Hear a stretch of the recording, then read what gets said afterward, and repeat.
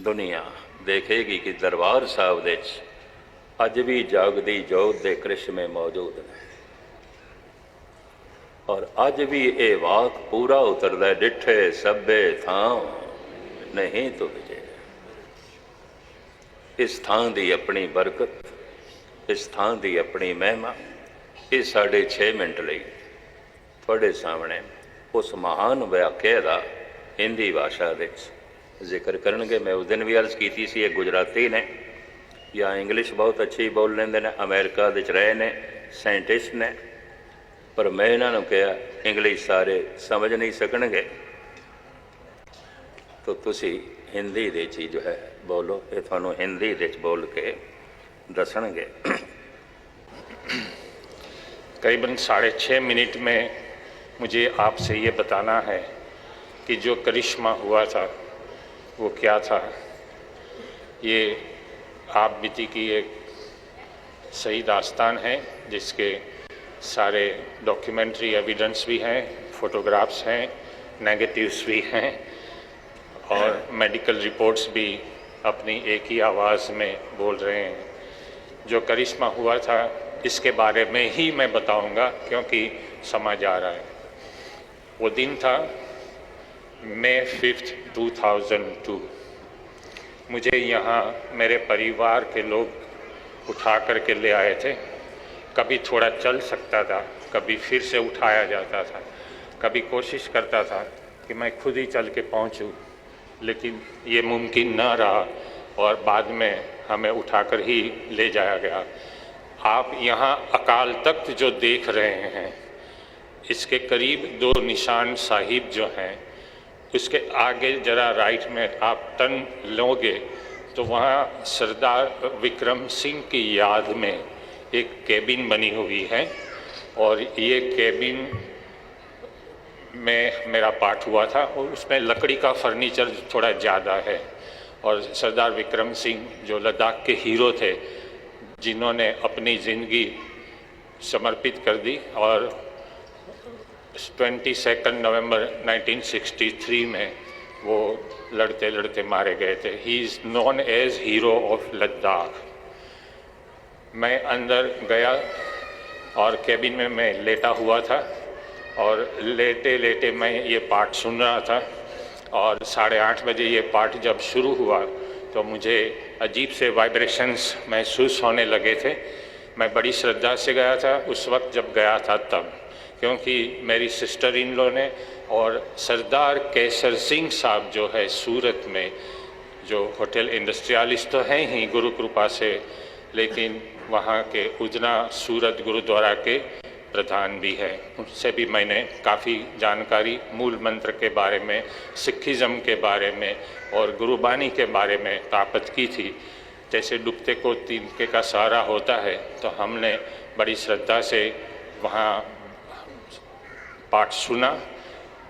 आपको मालूम है कि 7.5 घंटे के बाद शायद वो सुखमनी साहिब जी का पाठ शुरू होता है और जैसे ही वो पाठ शुरू हुआ हमें जो वाइब्रेशंस महसूस होते थे, in English it is called the waves of energy. वो एनर्जी वेव्स मेरे शरीर में प्रवेश कर रहे थे। मैंने इसलिए मेरी धर्मपत्नी को कहा कि तुसी मेरे से गल नहीं करो, मुझे डिस्टर्ब नहीं करो, मैं ये पाठ काफ़ी एंजॉय कर रहा हूँ। उसमें हिंदी उर्दू के अल्फाज भी होते हैं तो मैं उसके मतलब भी समझने लगा था।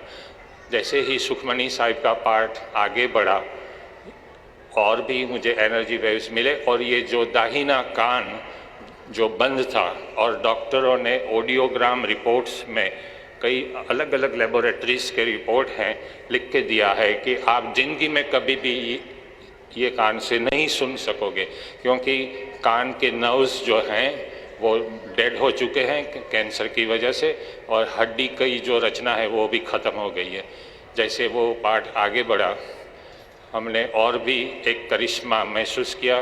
पता नहीं मेरी बेटी को क्या ख्याल आया, मैं चौकड़ी मार्ग पर उस वक्त बैठ गया था, इसलिए बेटी सोच रही थी कि पापा देखने में अच्छे लगते हैं, मम्मी के पास बैठे हैं, तो वो तो एक मेमोरी पिक्चर लेने जा रही थी, उसका इरादा और कोई था नहीं। हमें तो पता ही नहीं था कि आगे क्या होने वाला है। और ये पाठ और आगे बढ़ते ही वहाँ से एक अचानक एक रोशनी हुई, एक ज्योत ऐसे ही प्रकट हो गई और थोड़ी वाइब्रेट होने के बाद वो स्टेडी भी हो गई।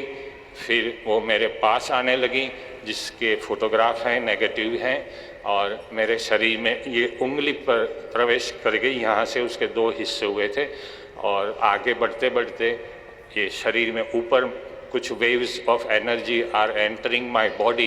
ये बिल्कुल पर्सनल, प्राइवेट, स्पिरिचुअल एक्सपीरियंस होता है। आपको भी अलग सा होगा, यही नहीं कि यही हो, लेकिन ये जब एनर्जी वेव आगे बढ़ते गए, ये कान जो था, जो 5 साल से बंद था, डॉक्टर कहते थे आपने कभी नहीं सुन पाओगे, वो सुखमनी साहिब का पाठ सुनते सुनते ये कान खुल गया।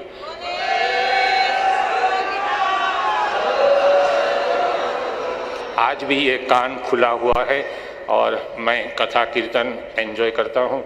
जैसे ये पाठ आगे बढ़ता गया, फिर और भी एक अजीब सी बात हमने महसूस की।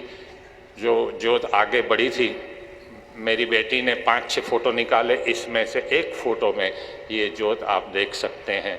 आगे ये सरदर्द मुझे रहता था, यहाँ जो कैंसर का ट्यूमर है वो आज भी बना हुआ है, लेकिन अभी वो कैंसर का नहीं है, सिर्फ ट्यूमर है। जैसे ये मोल होता है, वो भी एक ट्यूमर है, जिसको अंग्रेजी में बिनाइन ट्यूमर कहते हैं। कैंसर का ट्यूमर हो उसे मैलिग्नेंट ट्यूमर कहते हैं।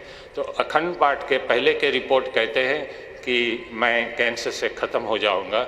अखंड पाठ के बाद के रिपोर्ट कहते हैं कहीं शरीर में कैंसर है नहीं। ये मैंने दावा नहीं करना है, ये मुझे कुछ भी नहीं क्लेम करना है, ये मेडिकल रिपोर्ट्स अपने आप बोल रहे हैं। और आज तो मेरे जो डॉक्टर जो थे, cancer specialist, chief cancer specialist, उन्होंने लिख कर दिया है, जो मैंने यहाँ पढ़कर भी उस दिन सुनाया था कि जब मैं हिंदी में बता रहा हूँ, डॉक्टर के सीसा कहते हैं कि वासु भारद्वाज को कैंसर हुआ, इसलिए हम अगस्त 2001 से उन्हें कीमोथेरापी दे रहे थे। 6 कीमोथेरापी फेल हुई थी, यहाँ होल का निशान भी बना हुआ है। लेकिन जब से वो हरमिंदर साहब से वापस आए हैं, हम तो यहाँ स्टेम सेल ट्रांसप्लांट की तैयारी करते थे, लेकिन जब से वो हरमिंदर साहब जाकर का अखंड पाठ अरदास करके वापस आए हैं, तब से उनके शरीर में हमने जहाँ जहाँ खोज चलाई, हमें कहीं भी कैंसर देखने को नहीं मिला। इसलिए हमने स्टेम सेल ट्रांसप्लांट ड्रॉप कर दिया है और वासु भारद्वाज एक तंदुरुस्त शख्स की तरह कोई भी तनावपूर्ण सिचुएशन में कोई भी काम कर सकते हैं, घूम सकते हैं। आँखों के चश्मे थे वो भी कम हो गए और आप देख रहे हैं मैं 64 साल का हूँ, आई एम 64, लेकिन मेरी गड्डी रिवर्स में जा रही है and I am ageing youthfully. और ये गुरु कृपा ही है। कृपा करके आप इसको चमत्कार नहीं कहिएगा, ये चमत्कार नहीं है, ये गुरु कृपा है। और मेरे पर जो गुरु कृपा हुई है, इससे बढ़कर भी गुरु कृपा किसी पर भी हो सकती है, आप पर भी हो सकती है।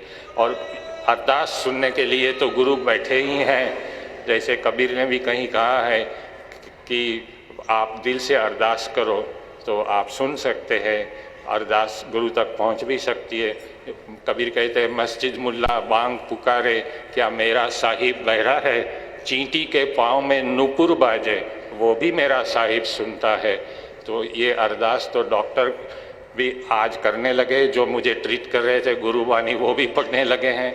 मरीज़ों को ये भी सलाह देते हैं, पढ़ाई के मुताबिक आपके दवा देते हैं, लेकिन आप हरमिंदर साहब जा कर के वहाँ अखंड पाठ और अरदास करोगे तो आपको भी जो वासु भारद्वाज के साथ हुआ, ऐसी इससे भी बढ़कर गुरु कृपा हो सकती है। यही एक छोटा करिश्मा आपको भले लगे, बात वैसे तो छोटी है, कहानी छोटी है, लेकिन इसके पीछे जो बात छुपी हुई है वो बहुत ही बड़ी है।